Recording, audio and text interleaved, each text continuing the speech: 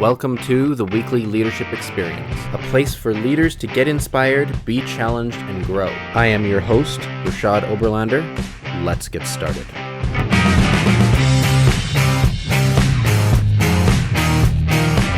Today's episode of the Weekly Leadership Experience is brought to you by my 7-day Leadership Growth Challenge. It's a free challenge that I've created, and it's delivered by email over the course of 7 days. I've created 7 compelling questions to challenge various aspects of your leadership, the way you lead, and why you lead.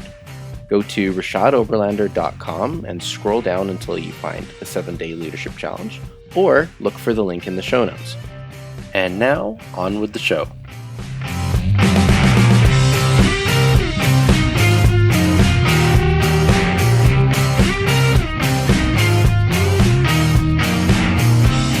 Hello and welcome to this week's episode of the Weekly Leadership Experience. I'm here with Daniel "Can-Man" Dan Johnstone, founder and president of the Can-Man Dan Foundation. Dan is an award-winning activist, philanthropist, and community organizer right here in Edmonton, Alberta. Alongside his nonprofit organization, the Can-Man Dan Foundation, Dan works to alleviate poverty, assist vulnerable populations, and strengthen communities in Alberta by working closely with local community members, various levels of the Canadian government, and other nonprofit groups and charities. Under Dan's leadership and visionary thinking, what started off as a small community project has escalated into a far-reaching movement and a multi-million-dollar initiative. Dan, welcome to the show. Wow, what an introduction that was. No pressure. Yeah, I know. And then also, you started recording, and then the first thing I do is pick up a Kleenex and start blowing my nose. So that's a little treat for your visual audience. It's all right. Listen, you guys have been really busy. Like, what's going on? You've been at a number of different events. Tell us more about what you've been up to. Yeah, so my foundation has just been kind of, going nonstop since the pandemic started, which is kind of the opposite route that we thought that life would take us on, because everything was shutting down and stuff. But like we were talking about off air, just the needs of people actually went up by a large margin. So we're just doing our best to just accommodate different pockets of our community. And we, like, for instance, we hit the homeless population and gave them all these COVID-19 emergency packages with like all these personal hygiene stuff. Mm-hmm. And then the next month we were doing something for seniors. And then we just got done doing Alberta's biggest back to school event, where we help thousands of kids get backpacks and school supplies and everything for free. And then we got costumes for kids coming up, and we got little community events sprinkled in between. So it's just been, and our whole volunteer board and is volunteer. So no one's getting paid for any of this, but we're all putting in a lot of work. So, but it's good, and it's for the community, and we're having fun, which is most important. Well, absolutely. And I think sometimes a lot of the work goes unnoticed, in terms of it's kind of background noise for some people, which I think it's good to draw more attention to. But, talking about, kids going back to school, especially at this kind of unusual year, is a really great support for the community. And I just want to go on record and say I don't agree with the kids going back, but because I got a lot of flack for hosting this event, believe it or not, from people. But if I was Premier of Alberta, I wouldn't be sending kids back. But the fact is they were going back, and there's a lot of kids who could use the extra assistance because they can't afford anything or their family can't. So I was like, if they're going back, they might as well go back in style and with everything they need. So that's my I guess my message to the haters. And everyone's got haters. Absolutely. Well, yeah. Just not agreeing with a choice of a third party does not preclude the right to take care of other people, right? So yeah, exactly. Would you share some of the story about how your story and how the Can-Man Dan Foundation got started? Yeah, so I guess we'll go back a few years. I won't, waste everyone's time with the small details, but I grew up in a single mother household, and we were very, very low income. So my brother and I and her, we struggled just about every month just to make ends meet, because we couldn't. My mom had no formal education. She had no big Rolodex. We had no family we could depend on. So she was just here in the big city and just kind of, doing it on her own. So we relied on, things like the Edmonton Food Bank and Santa's Anonymous and just all these different social programs just to get us through. And like every holiday, we'd have the turkey delivered and stuff, just because we honestly couldn't afford it. If we bought food, we couldn't pay for electricity or water or whatever, right? So Wow. I didn't even have access to internet or like the home phone till I was like 18 or something. That's how poor we were. Like it was insane. But so fast forward that we everything's good now. And so in 2011, I just started like just a mini initiative. I would just go around my neighborhood just collecting, canned food, non-perishable food, and like clothing items and stuff. And I would just deliver them to some of my favorite charities, like the Youth Emergency Shelter or the Food Bank or some soup kitchens and stuff like that. And then, fast forward, I was doing that for a few months. And then people were like, who are you? Why are you doing this every single week? I'm like, it's just a hobby for me, right? It gets me some exercise, lets me do something good for the community. And just, it was a way for me to pay back the 18 years of using the system. It was just for me just to, put a little back into it. And then all of a sudden, like it was magic. It just, neighbors started getting involved, and then local businesses in the area started getting involved, and the media got wind of it. And then all of a sudden there was a brand, there was Dan the Man. And then somebody actually called me Can Man one time, because all my bags would be full of like canned soups and canned foods. And then I'm like, well, my name's Dan. That's a brilliant idea. So Can Man Dan was born, which I hate that name today, but when it was in my younger 20s, it was cute. Yeah. And then, so I did that for a couple years, and all of a sudden I hit my first million in like financial donations and just like overall like resources that were donated. And I'm like, I think I'm onto something here. So then I kept going, and then I think like right now I'm somewhere between 3 and 4 million of what I raised since 2011, which in the grand scheme of things, like that's such like a drop in the bucket. But for like from one guy from Edmonton, Alberta, like it's kind of a cool stat.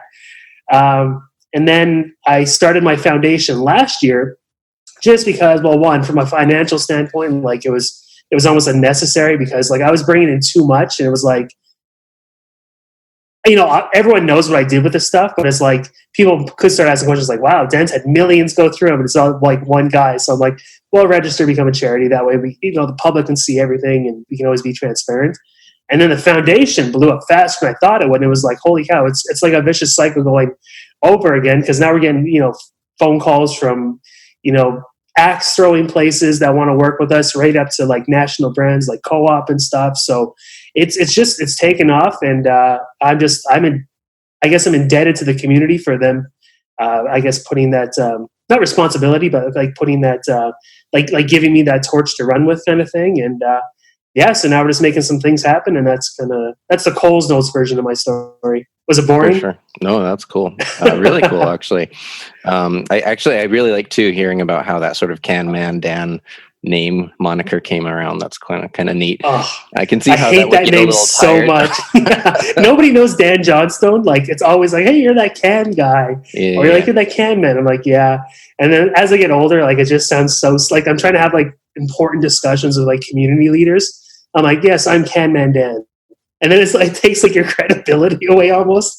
You're like, oh, what are you? So, but that's my cross to bear. Yeah, to be honest with you, I at first took it as like you were the kind of the I can do it guy, like something, Yeah, I know. Everyone's got a different interpretation of it, which is cool. That's neat, though. Hey, what's your like ultimate? What would be your pinnacle of achievement and goal for what you're doing for the foundation? That's a great question, actually. And there's no real end goal for me, because there's always going to need, but nothing would make me more happier, because I do so much work with kids here in the city and the province. Yeah, nothing would make me more happier. And these kids are so smart, way smarter than I can ever hope to be. Like the education system's gotten much better. Like nothing would mean more to me than one of those kids growing up and taking what I kind of created and just blowing it up and doing something great. And like my whole kind of model is like donate, support, empower. And like I know I'm not going to end world hunger. I know I'm not going to get affordable housing built like that all over the city. I'm more or less a Band-Aid. But when I was the youth, I was empowered. by complete strangers who would come and do nice things for my family and I. And I never forgot it, never will. I might not know their names, but I know their faces and I know what their impact left on my life. Nothing would make me more happier than being like, hey, Dan, you gave me a Halloween costume when I couldn't afford it, or you gave my family a Christmas turkey with all the toys, and, just kind of empowering these kids. And then they grow up and they kill it. They do everything that I want to do in my mind, but they have all the resources and now they're empowered, right? If that makes sense. Yeah. And I mean, absolutely. I think that is a super important point. When I think in general, Albertans, and I think in general, most global communities, when they think about, charity, I mean, there's lots of charities out there to support. There's lots of causes and things that need help and people out there in communities that need assistance. I think generally people are comfortable with the idea of putting some non-perishable items in a food bank, or, a few dollars in the little jar at the Salvation Army at Christmas time, or whatever it is, right? Like, generally speaking, there's some, level of generosity in most people's lives, I think. Yeah. I think what is an important point in what you were just saying is, like, you never know the impact it's going to have on someone's life. Yeah. And the far-reaching effect of generosity. And I've been inspired by, some other folks' stories, including your own, about how generosity, actually makes such a big difference and goes so far. So, what would you say about that? Like, man, it's to be cliche. I mean, well, maybe there's no other way, but like, it's a ripple effect. Like, it's just like you're throwing a stone in a big ocean, and the world is a very big place, and it's just creating that ripple, changing your little corner of the world, and that's what people like. People come to me all the time and saying, you know what, I've been donating all these years, but I want to start something. Like where do you start out? Like, how do I become what you are? And I said, you just do stuff. It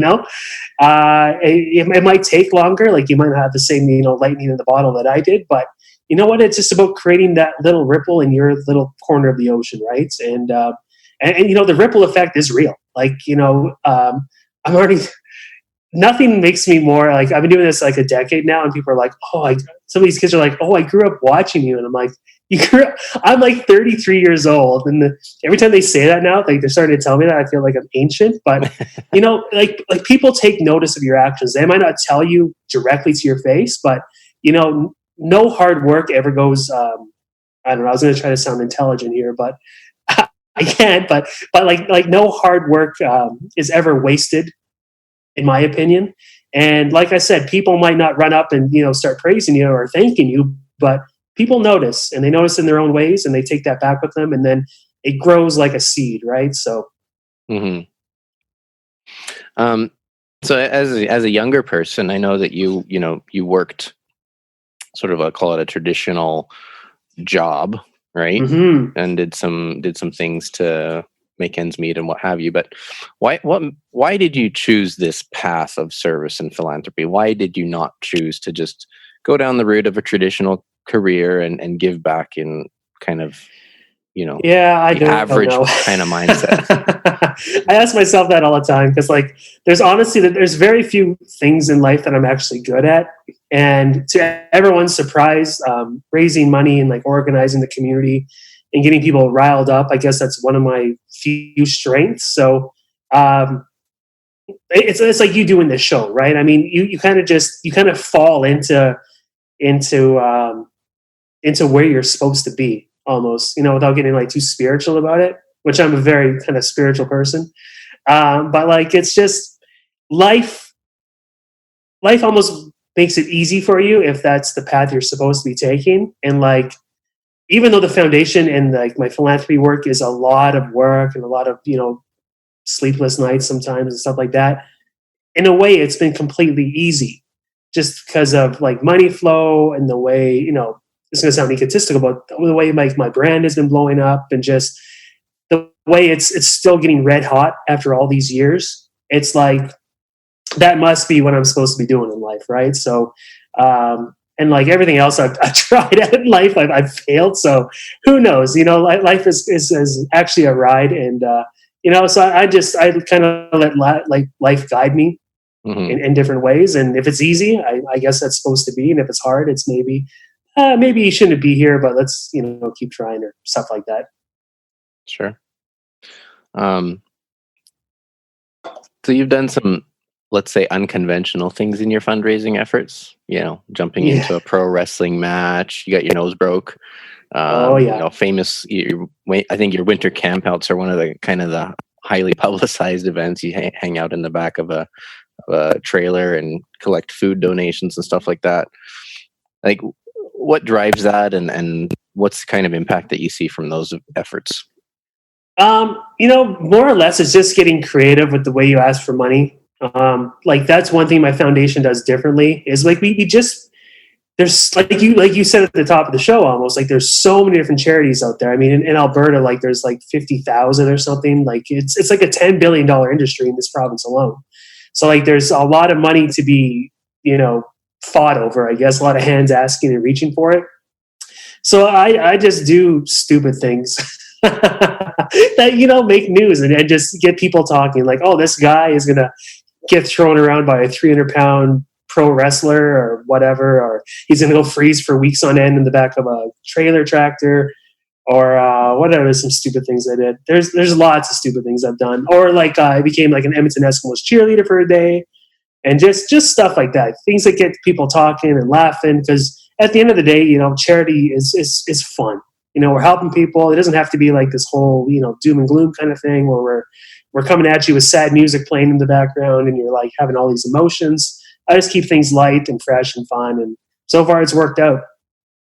I think I might have been at that Eskimos game where you were in amongst the cheerleaders. Yeah. You did a great job. Thank you.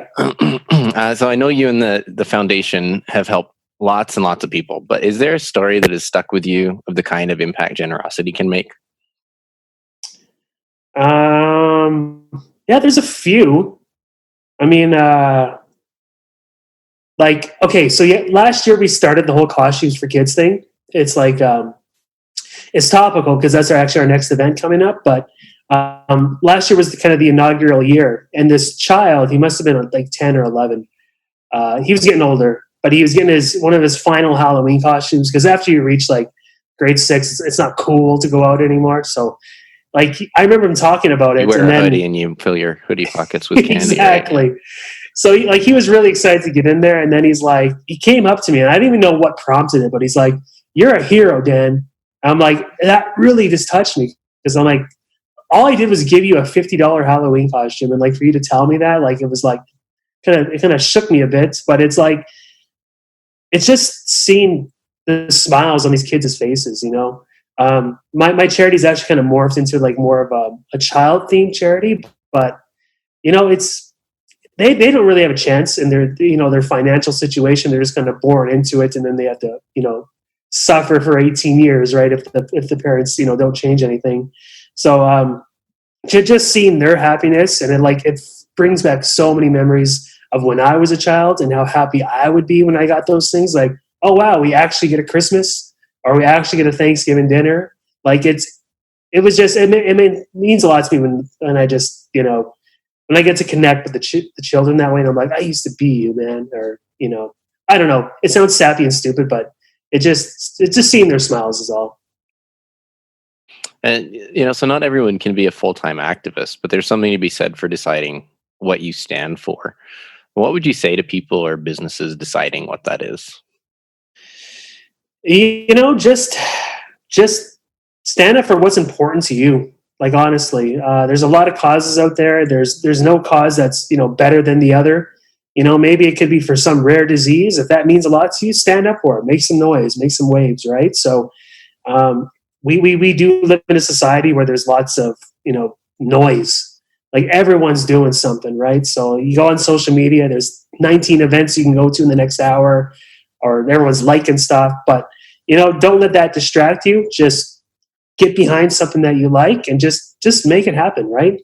Like I said, you might not notice change over a year, just like anything else in your life. You might not notice that change right away unless you're like shaving your head off or something, but you just start doing it and then see where it goes. Mm-hmm. What do you believe it means to take a stand? Well, for me,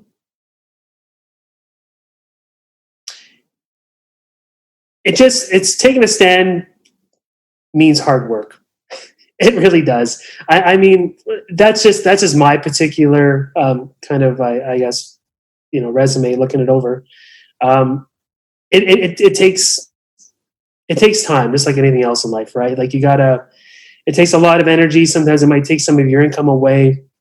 Like it might even take your youth away. Like I started doing this in my early 20s, and next thing you knew it, I'm in my mid 30s, and I'm like, oh man, I didn't even get a chance to go to White Ave and party and do all these things, right? So it might mean taking a piece of yourself or sacrificing something from yourself.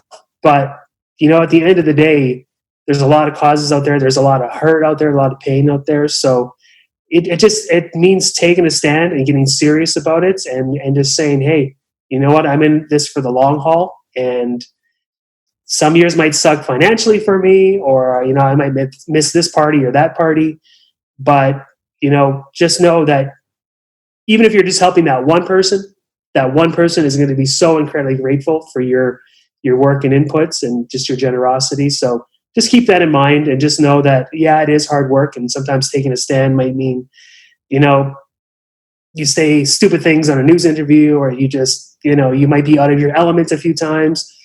Just relax, run with it, learn from it, and it's all just a big experience, like a learning experience. And just like I said, always make sure you're having fun, because at the end of the day, if you're not having fun, what's the point? And just keep that in mind. And I think if I could sort of extrapolate a little bit on what you're saying is you identify something that is really important to you, it holds a deep meaning for you, and sort of being willing to make those sacrifices where it's appropriate, and just working hard at it. Yeah, exactly. I like your vocabulary too. It's much better than mine. Extrapolate. I like it. Well, big words sometimes. Yeah. As we get to the end here, just a couple more questions for you. I'd like to ask you what one thing you know about life or leadership that you wish everyone knew. Oh, you know what? You told me this question was coming, and I still don't have an answer for it. Okay, ask me again. Let's go. What is one thing you know about life or leadership that you wish everyone knew?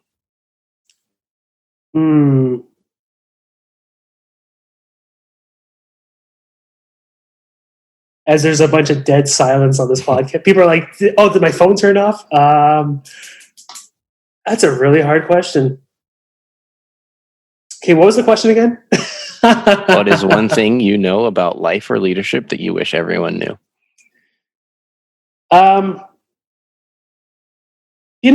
it's just to kind of touch on what I said before, like probably just because it's relevant, but it's a lot easier than people think, right? To be a leader, just like people in general, like it's not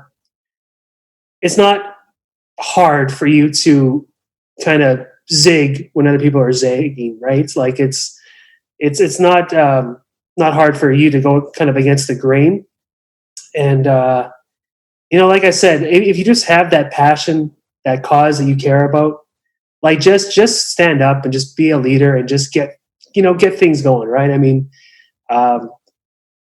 this is probably one of the worst answers in your show's history, I'd imagine. Nope. But like just being a leader just means that just do it. Like it doesn't have to be this big hard thing. Like people. Oh, here's the thing: people often put leaders on a pedestal, like as if they're like some sort of shaman of society, and people come to these people for guidance and wisdom. Oh, it doesn't have to be like that. Like being a leader can be, always holding the door for people when they're walking behind you, right? Like that's leadership in my books, right? There's no big things about being a leader. There's no small things about being a leader. It's just about being a leader. Someone that people go, oh, that's a nice thing that person just did. Not many people are doing that. What a leader, right? So it's just the small things, and just do it.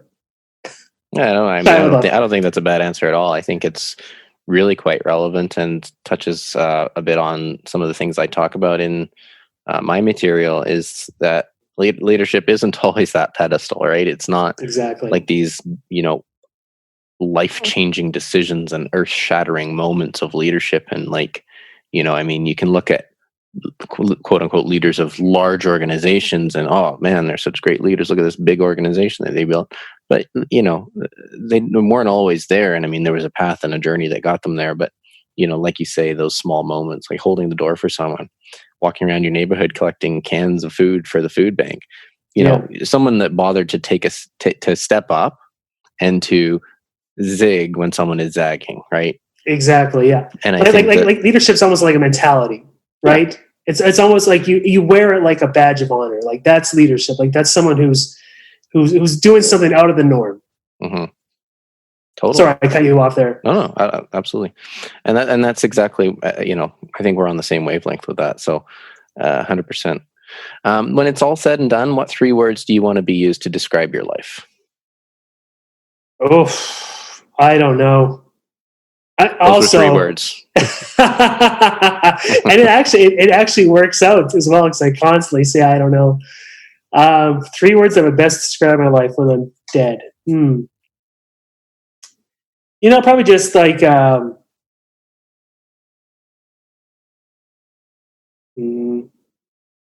caring. Maybe it would be one of them, or nice. Oh my gosh, I feel like these are the worst answers. Not at all. Because they're challenging. They're challenging questions. I mean, I keep asking them to myself, to be honest, because I keep wanting to check what those answers are for me. Because when I'm asking my guests, I'm putting them on the spot, and I want to be like, oh, what would I do if I was being asked this question? So they're not easy questions to answer, but. Yeah. Well, I hate talking to myself too. Talking about myself. Yeah. I want people to look at it and be like, wow, that guy didn't waste any time. Because, that's one thing I'm constantly telling people is like, your time here on earth is like so short, right? Like there's not a lot of time. Like once you think about, like, years go by super quick now, especially the older you get, right? It's like you wake up as like New Year's Eve. But it's just about not wasting time and just being friendly, just being nice, just being caring. I have my grumpy days and I'm like, oh, you know what, that sucks. I should have been nicer, because, there's a lot of people out there, and a lot of people have their grumpy days, especially, during like a faulting economy and stuff like that. Like the times we live in now with COVID, right? People need that extra kind of ray of sunshine and that bright spots and that happiness, because, during dark times like these, like happiness is almost, you have to go looking for it, right? Because it's so easy. Because one of the big things now is everyone's saying, oh, I feel so emotionally tired and drained and just physically drained and everything. So I just want to be the kind of that person that people go, well, he was kind of a cool guy, a little eccentric, a little, stupid, but, at least, maybe we could try to be nicer to each other. Yeah. Well, I'll lean on my vocabulary. How about these 3 words? Let's hear it. Caring. Okay. Authentic. Impactful. I like them. Perfect. I'll take that. Just to impose my my vocabulary in some. No, I like it. I'm actually going to get that tattooed on my chest now. Oh, perfect. Can I sign it? Yes, absolutely. Awesome. Dan, this has been actually a lot of fun. I really enjoy chatting with you, and I'm really excited about what you guys are doing with your foundation and the work you're putting in the community. It's as someone who is sent a child to kindergarten for the first time this year, I feel for what you're doing, and especially in a year such as this. So thanks for what you're doing. It's could my pleasure. You let us know kind of what's coming up? Where do you want to send people to get to know what you're doing or support a particular event that's coming up? So if you just Google Can Man Dan, you'll see kind of my social media profiles there. And then you'll see a link to our website, which is canmandan.org. You can go on there, and like I said, we're always doing events within the city and stuff, and within the province. So if you like what we're doing, we wouldn't mind you if you could chip in an extra $5 or $10, just because we're still a very grassroots based charity. So like most of our 99% of our money just comes from just the average Jack or Jill in the province. So if you like what we're doing, throw us a couple bucks, or if you need some help, let us know, and we'll do our best to accommodate.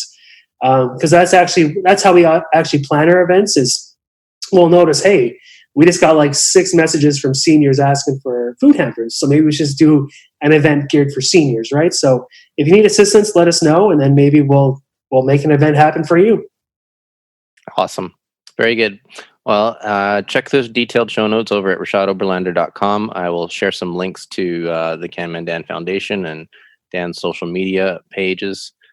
Check it out there. Dan, thank you so much for joining me today. Really appreciate it. I look forward to keeping an eye on what you're doing. Absolutely, man. It was fun. Thanks for having me on your show. No problem. Take care. Okay, see you, man. If you've enjoyed what you've heard today, would you head over to Apple Podcasts or wherever you listen to podcasts and subscribe, leave me a rating, leave me a review, and share this with a friend. It spreads the word and helps the podcast grow. You can also find me on social media at RE Oberlander. Until next time, stay awesome.